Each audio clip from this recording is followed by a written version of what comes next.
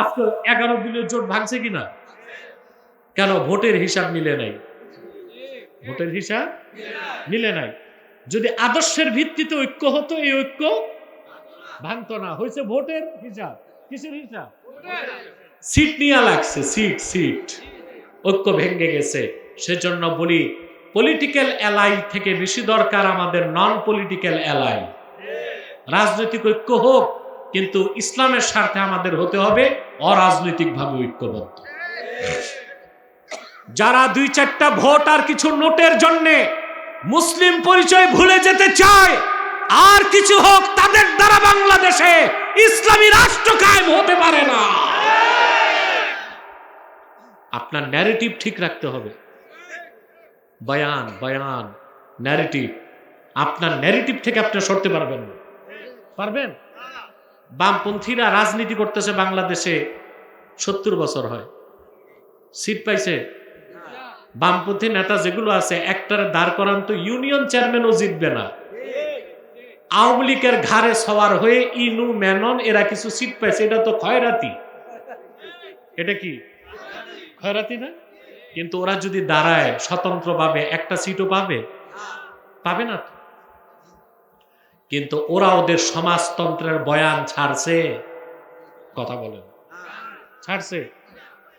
আওয়ামী লীগ তার ধর্মনিরপেক্ষতার বয়ান ছাড়ছে, বিএনপি তার জাতীয়তাবাদের বয়ান ছাড়ছে। তাহলে ইসলামী রাজনীতি যারা করে, ইসলামী রাষ্ট্রের বয়ান থেকে কেন সরল তারা? জাতিটা জানতে চায়। এটা অপরাধ কিনা? আমার বয়ান, আমার ন্যারেটিভ, আমার আদর্শ, এই ক্ষেত্রে কোনো আপোষ নাই। ক্ষমতায় যাব কি যাব না তা তো পরের কথা।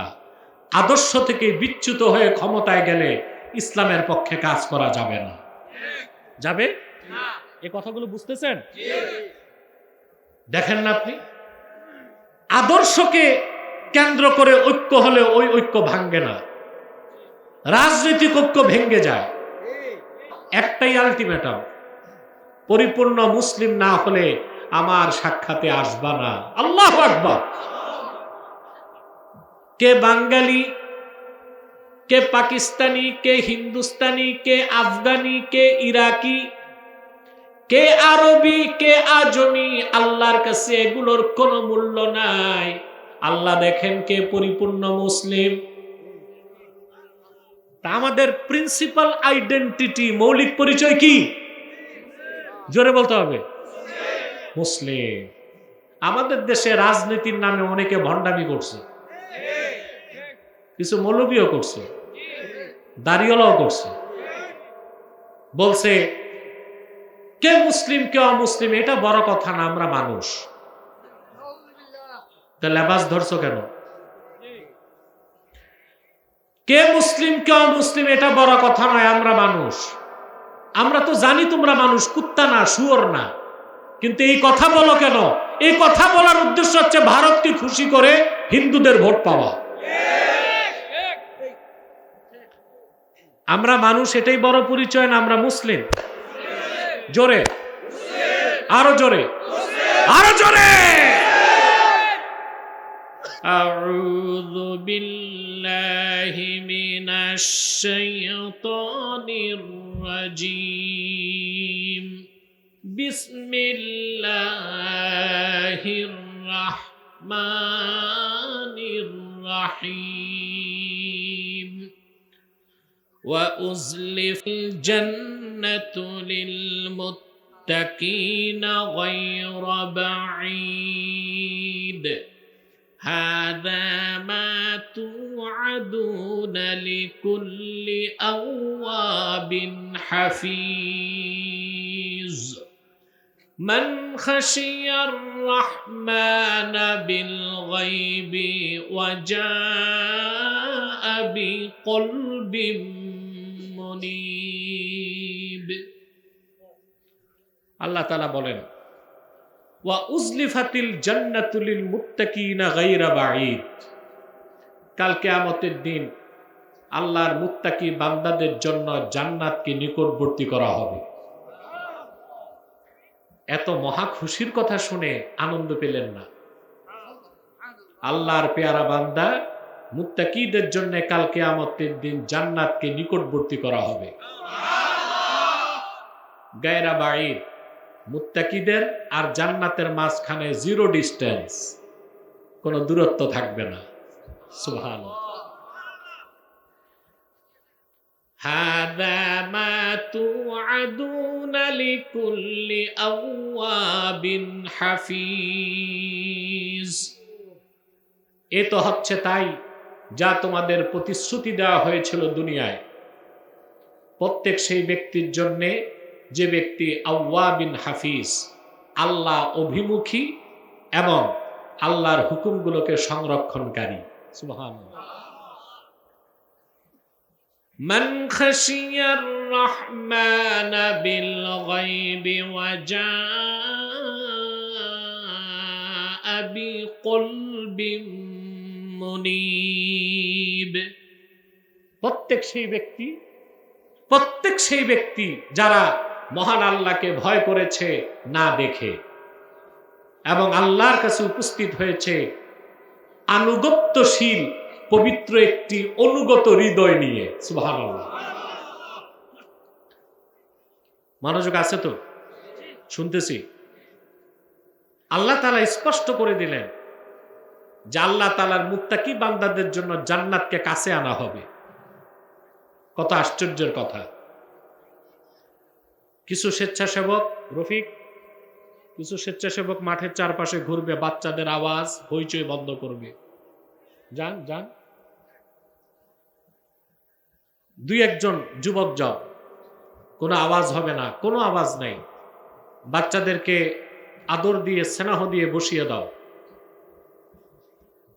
প্রিয় বন্ধুগণ, এই দিক তাকান। তাহলে আল্লাহর বেহেশত নিকটবর্তী হবে কাদের? জোরে বলে, মুত্তাকিদের। সুবহানাল্লাহ। একটি কথা কান পেতে শুনে রাখুন, হৃদয়ের পাতায় লিখে রাখুন, আল্লাহর হাবিবের প্রত্যেক ইমানদার উম্মত বেহেশতে যাবে যদি ইমানের সাথে তার মৃত্যু হয়। সুবহানাল্লাহ বলে। হোক যত বড় গুনাহগার, যদি তওবা করতে না পারে, জাহান্নামে শাস্তি পেলেও কোন একদিন সে আল্লাহর বেহেশতে প্রবেশ করবে। আল্লাহর সাথে তার হাবিবের এটা ওয়াদা হয়ে গেছে। কোরআনে কারিমে আল্লাহ রাব্বুল আলামিন সূরা দোহার মধ্যে তার হাবিবকে বলেছেন, ওয়ালা সাওফা ইউতিকা রাব্বুকা ফাতারদা। হাবিব আমার মুহাম্মদ সাল্লাল্লাহু আলাইহি ওয়াসাল্লাম কাল কিয়ামতের দিন হাসর ময়দানে আল্লাহ রাব্বুল আলামিন আপনাকে এত বেশি নিয়ামত দিবেন, আপনি রাজি হয়ে যাবেন, খুশি হয়ে যাবেন।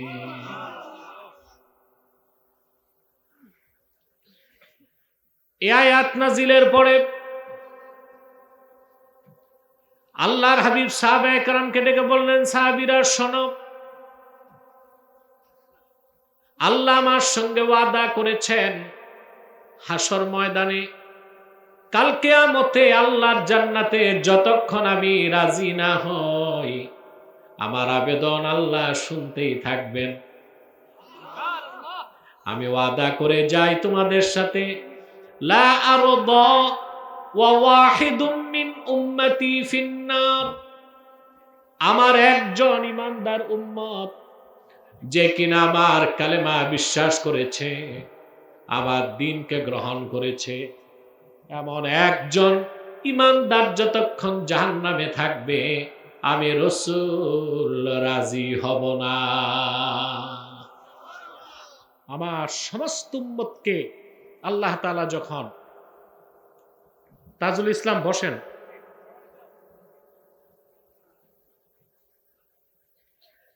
আমার প্রত্যেক উম্মতকে আল্লাহ তাআলা যখন জাহান্নাম থেকে জান্নাত দিয়ে দিবেন আমি তখন রাজি হয়ে যাব। আমি বলবো, কদ রাদিতু, আয় আল্লাহ আমি রাজি হয়ে গেছি। তাহলে রাসূলুল্লাহ সাল্লাল্লাহু আলাইহি ওয়াসাল্লামের প্রত্যেক উম্মত বেহেশতে যাবে। যারা ইমানদার, সৎকর্মশীল, মুত্তাকি, তারা বিনা আযাবে বেহেশতে যাবে। আর যারা বিশ্বাসী ইমানদার সৎকর্ম করে নাই গুনাহগার, তারাও জান্নাতে যাবে আযাবের পরে। এখন আপনাদের কাছে আমার প্রশ্ন, আপনারা কি বেহেশতে যেতে চান আযাবের আগে না আযাবের পরে? তাহলে আপনাদেরকে শুধু মুমিন আর মুসলিম হলে হবে না, মুত্তাকি হতে হবে। কারণ আল্লাহ তাআলা এই জান্নাতকে তৈরি করেছেন মুত্তাকিদের জন্য, বলেন সুবহানাল্লাহ। আল্লাহ স্পেশালি জান্নাত তৈরি করেছেন তার হাবিবের উম্মতের জন্য। আমি আপনাদেরকে একটা তথ্য শোনাই। এই পৃথিবীর ইতিহাসে সবচেয়ে আশ্চর্য ঘটনা ছিল রাসূলুল্লাহর মেরাজের ঘটনা। আজ থেকে ১৫০০ বছর আগে রজব মাসের ২৭ তারিখ দিবাগত রাতে নূর নবীজি মুহাম্মদ সাল্লাল্লাহু আলাইহি ওয়াসাল্লাম ধুলক বুলক ছাড়িয়ে ৭ আকাশ পেরিয়ে সিদরাতুল মুনতাহার উপরে ৭০,০০০ নূরের পর্দা পার হয়ে আবার আল্লাহর আরশে আজিমে গিয়েছেন। আল্লাহকে চর্ম চোখে দেখেছেন, আল্লাহর সঙ্গে সরাসরি কথা বলেছেন, বলেন সুবহানাল্লাহ। এটা আমরা বিশ্বাস করি। স্পষ্ট মনে রাখবেন, রাসূলুল্লাহর মেরাজ ছিল জাগ্রত অবস্থায়। রাসূলুল্লাহ মেরাজে গিয়েছেন সশরীরে। এই কথার অবিশ্বাসকারী কাফের। কারণ মেরাজের কথা কোরআন শরীফের আয়াত দিয়ে প্রমাণিত, আর অসংখ্য মুতাওয়াতির হাদিস আছে। ইবনে হাজার আসকালানী বলেন, ইন্নাল আখবারা বিমিরাজিন নবী সাল্লাল্লাহু আলাইহি ওয়াসাল্লাম ক্বাদ বালাগা হাদ্দাত তাওয়াতুর।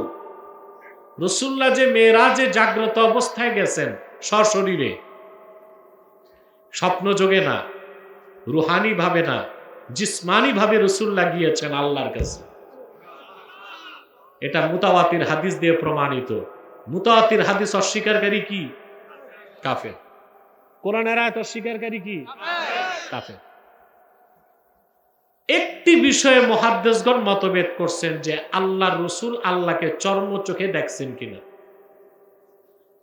কথা বুঝতেছেন?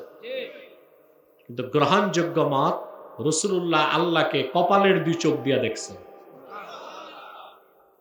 বড় দুঃখ লাগে আমার, রজব মাসে বাংলাদেশে কিছু স্কলার আছে, টেলিমৌলবী, এদেরকে মাঠে পাওয়া যায় না, টেলিভিশনে পাওয়া যায়। বুঝলেন না? লম্বা রুমাল টেনে ঘোমটা দিয়া ফতুয়া দেয়, এরা নাকি স্কলার। আমি বলি স্ক্রু ড্রাইভার। এরা মানুষকে বিভ্রান্ত করে যে রাসূলুল্লাহ সাল্লাল্লাহু আলাইহি ওয়াসাল্লাম মেরাজে আল্লাহকে দেখেন নাই। ২-১টা কিতাবের অগ্রহণযোগ্য মত থেকে ফতুয়া দেওয়া জায়েজ নাই। ফতুয়া দিতে হয় গ্রহণযোগ্য মত দিয়ে। ফাতাওয়ার উসুল হচ্ছে আল ফাতওয়া আলা কওলি গায়রির রাজিহ হারাম। যেটা গ্রহণযোগ্য মত নয় সেটা কিতাবে থাকলেও ওই মতে ফতুয়া দেওয়া হারাম। ফতোয়া হতে হবে গ্রহণযোগ্য মতে। গ্রহণযোগ্য মত কি? আল্লামা মোল্লা আলী কারি রাহমাতুল্লাহি আলাইহি মিরকাতের মধ্যে লেখেন, ওয়াল হাসিলু আন্নার রাজিহা আন্না মুহাম্মাদান সাল্লাল্লাহু আলাইহি ওয়াসাল্লাম রাআ রাব্বাহু লাইলাতাল মি'রাজি বিআইনাই রাসিহি। সবচেয়ে গ্রহণযোগ্য মত এটাই, আল্লাহর আখিরি নবী নূর নবীজি মুহাম্মদ মুস্তাফা সাল্লাল্লাহু আলাইহি ওয়াসাল্লাম মেরাজের রাতে আরশে আজিমে যে আল্লাহ তাআলাকে কপালের ২ চক্ষু দিয়ে দেখেছেন। ফাওকাস সামাওয়াতি সাবঈন, আরশুল্লাহিল আজিমে যে মুহাম্মদ সাল্লাল্লাহু আলাইহি সাল্লাম ওনার কপালের ২ চক্ষু দিয়ে আল্লাহকে দেখছেন। অন্তর চোখে তো দেখছেনই। সুবহানাল্লাহ। হযরতে ইমাম কাসতালানী মাওয়াহিবুল লাদুনিয়ায় লেখেন, আল্লাহর হাবিবের মোট মেরাজ হয়েছে ৩৪ বার। কতবার? খতিবে কাস্তালানি মাওয়াহিবুল লাদুনিয়াতে মত দিয়েছেন 33 বার হয়েছে রুহানি ভাবে স্বপ্নে, একবার হয়েছে জাগ্রত অবস্থায় সশরীরে। আল্লাহর হাবিব যখন আরশে আজিমে গেলেন, আল্লাহর দিদার নসিব হবার পরে বিনা পর্দায় আল্লাহ সরাসরি রাসূলুল্লাহর সাথে কথা বলেছেন।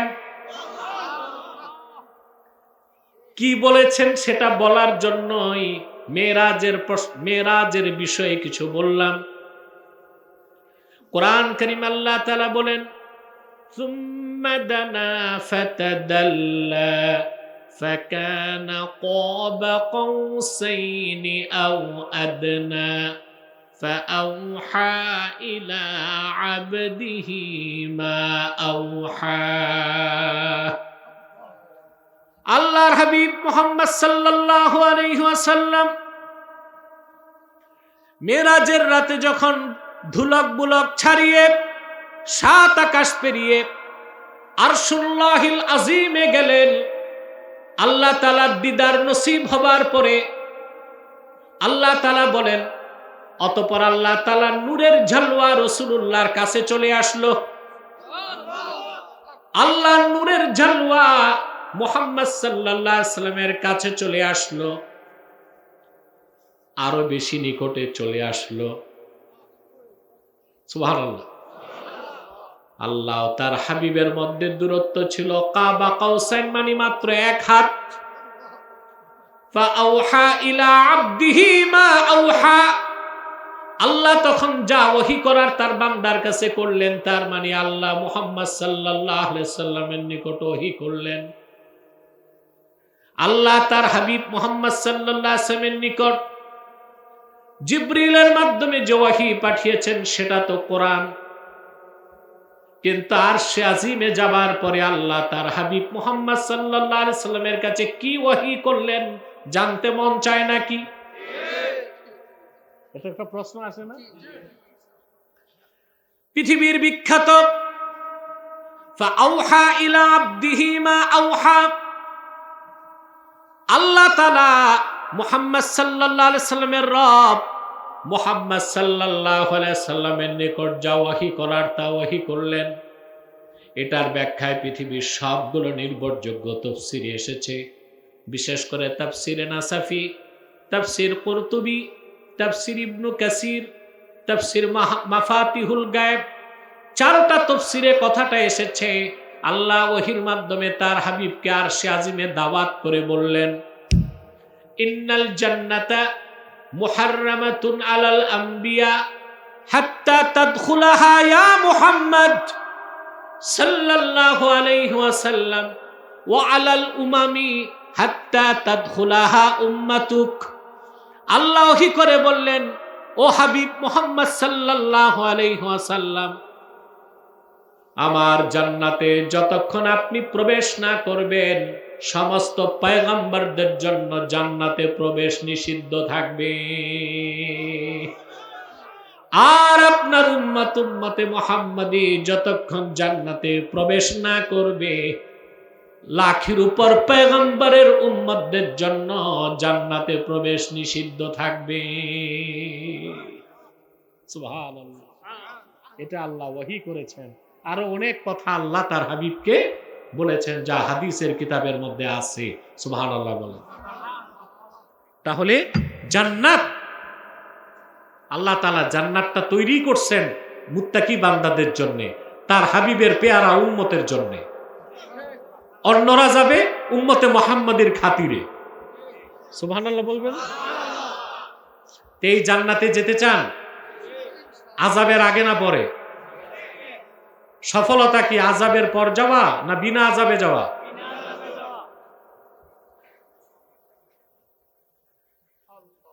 আল্লাহর হাবিব মুহাম্মদ সাল্লাল্লাহু আলাইহি ওয়াসাল্লামের উম্মতের মধ্যে যারা ঈমানদার, মুত্তাকি, সৎকর্মশীল, আল্লাহ তাদের ব্যাপারে বলেছেন তারা বিনা আযাবে জান্নাতে প্রবেশ করবে। তারা জান্নাতের দিকে দৌড়াবে না, জান্নাত তাদের কাছাকাছি চলে আসবে। আল্লাহ রাব্বুল আলামিন মুত্তাকিদেরকে জান্নাতে কি রকম মর্যাদা সম্মান দিবেন অন্যত্র বলেন আল্লাহ তাআলা মাসালুল জান্নাতিল্লাতী উইদাল মুত্তাকুনা তাজরি মিন তাহতিহাল আনহারু উকুলুহা দাইমুন ওয়া জিল্লুহা তিলকা উকবাল্লাযীনা ইত্তাকাউ ওয়া উকবাল কাফিরিনান নার। আল্লাহ রাব্বুল আলামিন বলেন সেই জান্নাত, যে জান্নাত ওয়াদা করা হয়েছে মুত্তাকিদের জন্য, তার নিচ দিয়ে স্বচ্ছ পানির নহর প্রবাহিত। সে জান্নাতের খাদ্য এবং ছায়া চিরস্থায়ী। সুবহানাল্লাহ। তিলকা উকবাল্লাযীনা ইত্তাকাউ, সে জান্নাত হচ্ছে যারা মুত্তাকি, ঈমানদার, সৎকর্মশীল মুত্তাকিদের আবাসস্থল। ওয়া উকবাল কাফিরিনান নার, আর অবিশ্বাসী নাফরমানদের আবাসস্থল হবে জাহান্নাম। বলেন নাউজুবিল্লাহ। কোরআনে কারীমের অন্যত্র আল্লাহ রাব্বুল আলামিন বলেন ওয়াসারিউ ইলা মাগফিরাতিম মির রাব্বিকুম ওয়া জান্নাতিন আরদুহাস সামাওয়াতু ওয়াল আরদু উইদ্দাত লিল মুত্তাকিন। আল্লাহ রাব্বুল আলামিন বলেন ওহে ঈমানদারগণ, তোমরা তোমাদের রবের জান্নাত ও মাগফিরাতের দিকে দৌড়াও। আপনারা দৌড়ান দুনিয়ার পিছনে। কথা বলেন। নেতা একজন, পিছে হাজারো মানুষ নেতার পিছনে দৌড়াচ্ছে। এখন তো আর নেতার অভাব নাই, ঘরে ঘরে নেতা। এই উৎপাতটা নারায়ণগঞ্জে বেশি, নারায়ণগঞ্জে একটু বেশি। একটু পর পর মোটরসাইকেল শোভাযাত্রা। কে যাচ্ছে কই চিনবেন না, এই বড় ক্যাডার জেলে ছিল, এর নাম হকিস্টিক বল্টু। পিছনে কারা? ওরে এলা সাঙ্গ পাঙ্গ অনুসারীরা। ঠিক না? মানুষ দৌড়ায় নেতার পিছনে, কেউ দৌড়ায় চালের পিছনে, কেউ রাজনীতির পিছনে, কেউ ঘর সংসারের পিছনে, দুনিয়ার পিছনে সবাই দৌড়াচ্ছে। আল্লাহ বলছেন মুমিনরা সারিউ ইলা মাগফিরাতিম মির রাব্বিকুম ওয়া জান্নাহ, তোমরা তোমাদের রবের ক্ষমা ও জান্নাতের দিকে দৌড়াও। যে জান্নাতের প্রশস্ততা আকাশ ও জমিনের প্রশস্ততার সমান। উইদ্দাত লিল মুত্তাকিন, সে জান্নাত তৈরি করা হয়েছে আল্লাহর মুত্তাকি বান্দাদের জন্য। সুবহানাল্লাহ। কোরআন কারীমের অন্যত্র আল্লাহ রাব্বুল আলামিন বলেন, আল্লাহ তাআলা বলেন কুল আউনাব্বিউকুম বিখাইরিম মিন যালিকুম লিল্লাযীনা ইত্তাকাউ ইনদা রাব্বিহিম জান্নাতুন তাজরি মিন তাহতিহাল আনহারু খালিদিনা ফিহা ওয়া আজওয়াজুম মুতাহহারাতুন ওয়া রিদওয়ানুম মিনাল্লাহ।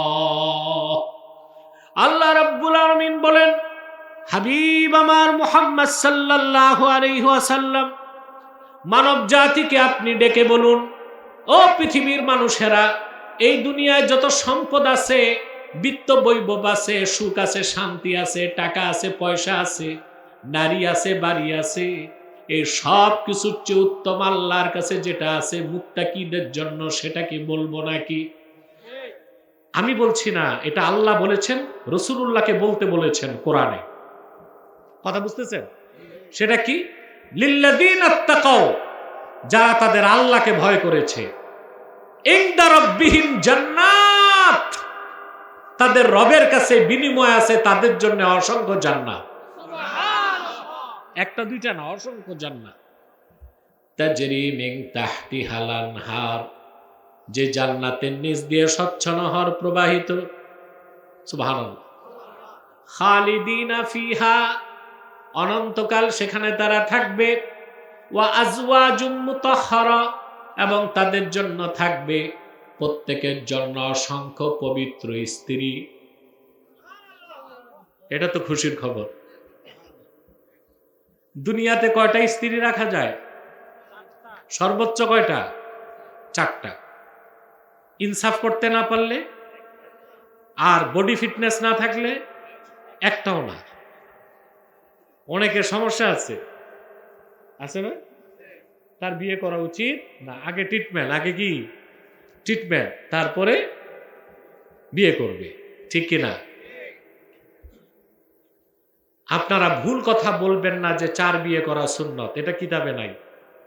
4 বিয়ে করা জায়েজ, সুন্নত বলা যাবে না। কথা বুঝতে পারছেন? শর্ত হচ্ছে ইনসাফ করতে হবে। কি করতে হবে?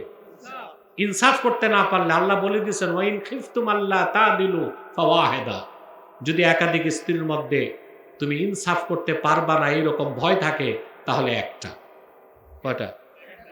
আপনারা বাঙালি বেশি বিয়ে করবেন কেন? আপনাদের কি ইকোনমিক্যাল ফিটনেস আছে?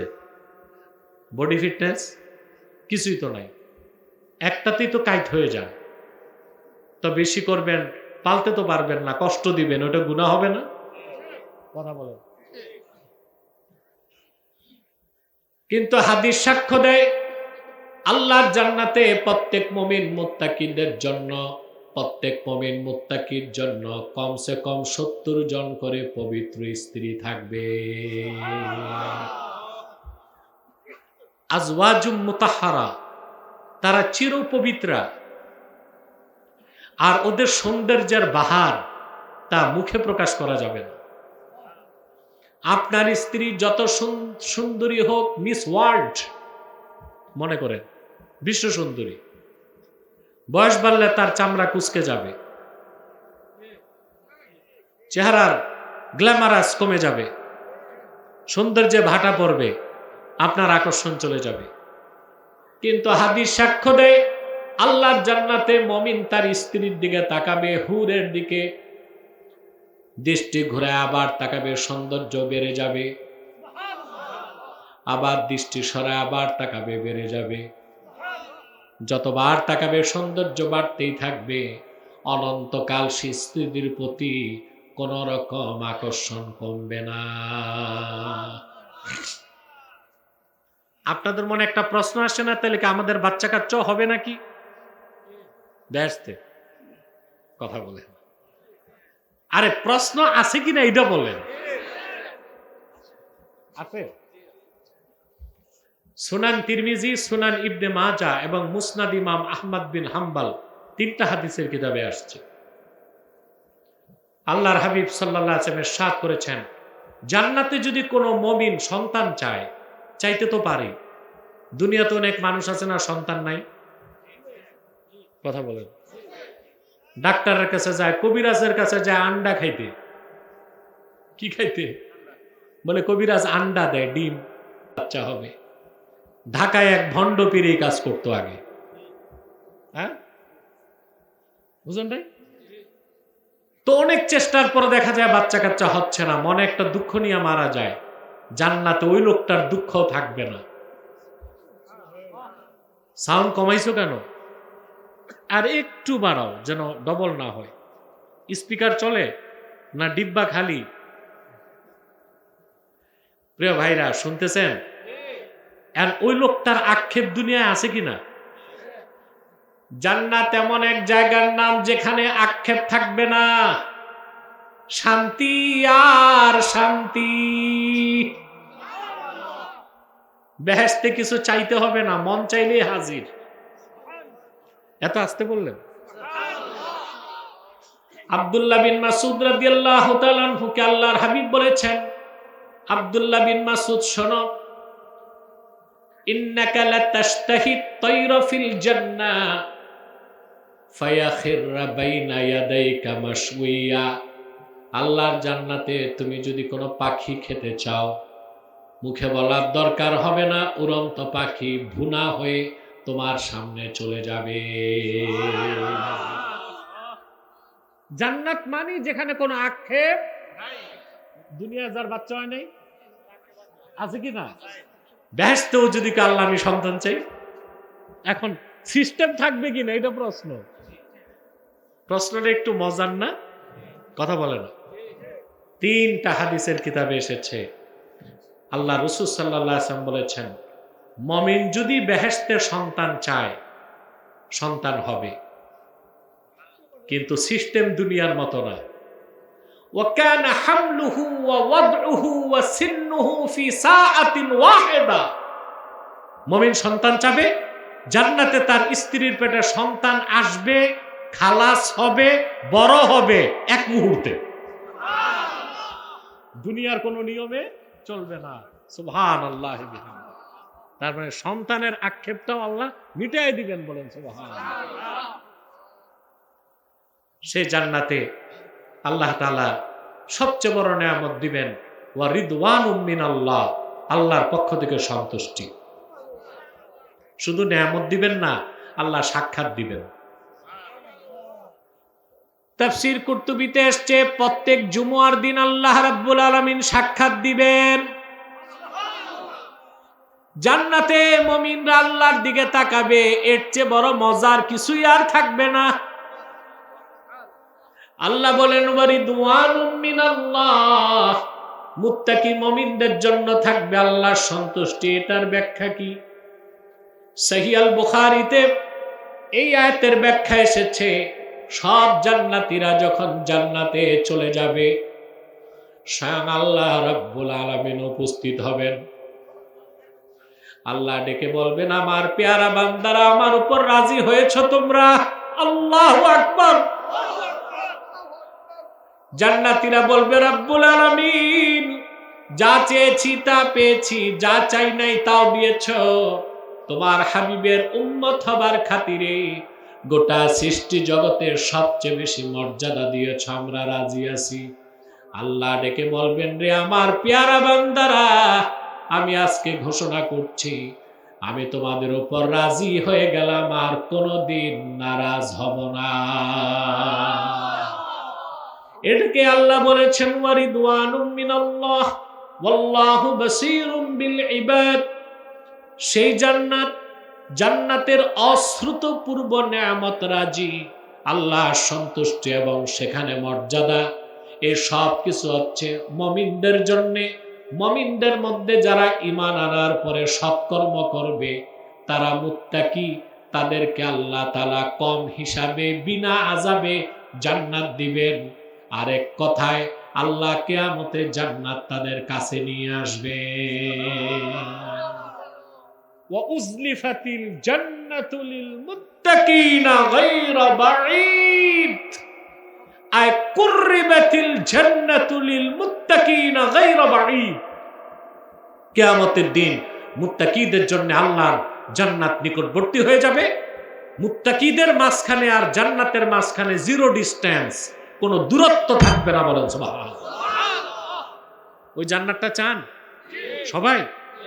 তাহলে আমাদের মুত্তাকি হইতে হবে। এখন মুত্তাকি কিভাবে হব তা আমার দেশের মানুষ বুঝে না।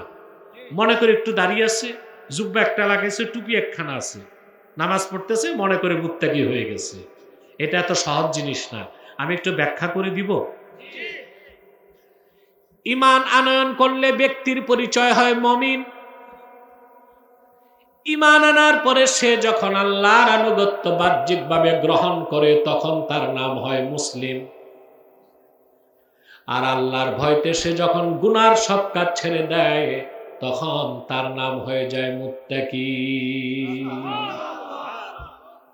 সবকিছুর আগে ঈমান। সবকিছুর আগে কি? কেউ ঈমান আনার পর তার অন্তরে ঈমান আছে না নাই দেখা যায় কে জানেন? সেই লোককে আমরা কখন গ্রহণ করব? যখন দেখব সে লোকটা আল্লাহর আনুগত্যকে বাহ্যিকভাবে মেনে নিছে। বাহ্যিকভাবে আল্লাহর আনুগত্য মেনে নেবার নাম ইসলাম। কোরআন হাদিসের বিশ্বাসের নাম ঈমান। আর কোরআন হাদিসের আমলটাকে বাহ্যিকভাবে প্রকাশ করার নাম হচ্ছে ইসলাম। সুবহানাল্লাহ বলবেন না? সেজন্যই সহিহ মুসলিমের হাদিস, নূর নবীজি আমার মুহাম্মদ সাল্লাল্লাহু আলাইহি সাল্লাম ইরশাদ করেছেন, মান সাল্লা সালাতানা ওয়াস্তাকবালা কিবলাতানা ওয়া আকালা যাবিহাতানা ফাযালিকাল মুসলিম। ঈমান আনার পরে আমার যে উম্মত আমাদের নামাজ আদায় করলো, আমাদের কিবলা কাবাকে মানলো, আর আমাদের জবাইকৃত পশুর গোশত খেলো, সে লোকটা মুসলিম। সুবহানাল্লাহ বলেন। ঈমান আনার পরে, যার ঈমান নাই ও যদি নামাজ পড়ে, কোরবানি দেয়, কিবলা মানে, ও মুসলিম না, ও কাফের। ও কি? কারণ ঈমান ছাড়া নামাজ, রোজা, কোরবানি, হজ, যাকাত কবুল হবে? কোরআনে হাকিমে আল্লাহ রাব্বুল আলামিন বলেন, ওয়া মান ইয়াবতাগি গায়রাল ইসলামি দীনান ফালান ইউকবালা মিনহু ওয়া হুয়া ফিল আখিরাতি মিনাল খাসিরিন। আল্লাহ রাব্বুল আলামিন বলেন, আর যে ব্যক্তি মুহাম্মদ সাল্লাল্লাহু আলাইহি ওয়াসাল্লামের আনিত দ্বীন ইসলামকে বিশ্বাস করলো না, রাসূলুল্লাহর উম্মত হলো না, রাসূলুল্লাহর কালেমা বিশ্বাস করলো না, তার নামাজ, রোজা, হজ, যাকাত কোনো আমল আল্লাহর কাছে কবুল হবে না, বরং কাল কিয়ামতের দিন সে কাফের মুশরিক হিসাবে ক্ষতিগ্রস্তদের কাতারে শামিল হয়ে যাবে। তো সবকিছুর আগে কি? ঈমান। ঈমান আনার পরে বাহ্যিক আনুগত্য হচ্ছে ইসলাম। ঈমান আনলে আপনি মুমিন, বাহ্যিক আনুগত্য প্রদর্শন করলে আপনি মুসলিম। তো সেই আনুগত্যের মধ্যে সবচেয়ে বড় আনুগত্য হচ্ছে সালাত। এর জন্য কেউ যদি নামাজ না পড়ে তাকে মুসলিম বলার সুযোগ। চিনলে তো মুসলিম যে সদরুদ্দিনের ছেলে বদরুদ্দিন, কিন্তু কোথাও নামাজ হচ্ছে, কেউ নামাজে শরিক হচ্ছে না, তখন তাকে মুসলিম বলার সুযোগ নাই। আমরা চিনি না তাকে, কিন্তু যদি সে নামাজে শরিক হয়, বুঝতে হবে লোকটা মুসলিম। কি? মুসলিম। সুবহানাল্লাহ। সেজন্য বলছি যে ঈমান আনলে মুমিন, বাহ্যিক আনুগত্য প্রদর্শন করলে মুসলিম। বাহ্যিক আনুগত্যের মধ্যে আল্লাহর সবচেয়ে বড় আনুগত্য হচ্ছে কি? আমার দেশে নামাজের সংখ্যা বেশি না কম? কম না, বহুত কম। তার প্রমাণ পাওয়া যায় জুমার দিন। জুমার সময় মসজিদে লোক জায়গা হয় না। শহরগুলো তো আমাদের ঢাকা নারায়ণগঞ্জে দেখা যায় বড় বড় জামে মসজিদে, মসজিদ বারান্দা, রোড ঘাট সব ভরে যায়। সেই মসজিদে আসর নামাজের সময় 3 কাতার মুসল্লি, তো বাকিরা গেল কই? ওরা কি ঘর জামাই ছিল, দাওয়াত খেতে আসছিল, না এলাকারই? এরা হচ্ছে সাপ্তাহিক মুসল্লি। সপ্তাহে একদিন নামাজ পড়তে আসছে, আর নামাজের ধারে কাছেও। মনে রাখবেন, ঈমান আনার পরে যতক্ষণ নামাজ আদায় না করবেন, মুসলিম বলে আপনি স্বীকৃতি পেতে পারেন না।